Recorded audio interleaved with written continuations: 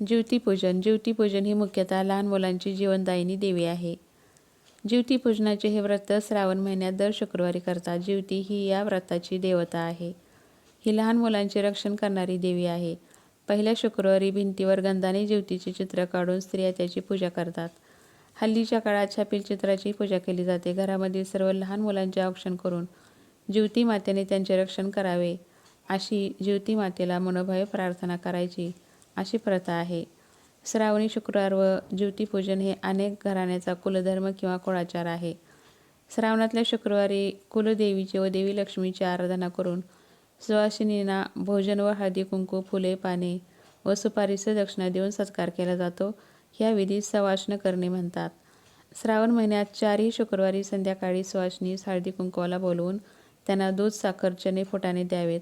कोणत्याही एका शुक्रवारी पुरणपोळी करून सवाष्ण जेवायस घालावीत. तिला दक्षिणा द्यावी.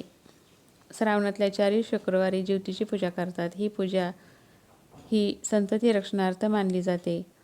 ज्योतीचा छापील कागद श्रावण महिन्याच्या सुरुवातीला जो वार येईल त्या दिवशी देव्हाऱ्याजवळ भिंतीवर लावावा. त्याची पूजा आठवड्यातून 4 दिवस करावी. श्रावणी शुक्रवारी कुलदेवीची व देवी लक्ष्मी मातेची तसेच ज्योतीची पूजा करावी.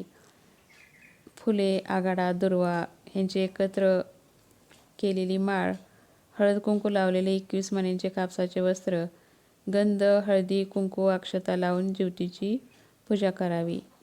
अशा प्रकारे ज्योतिपूजन करावे.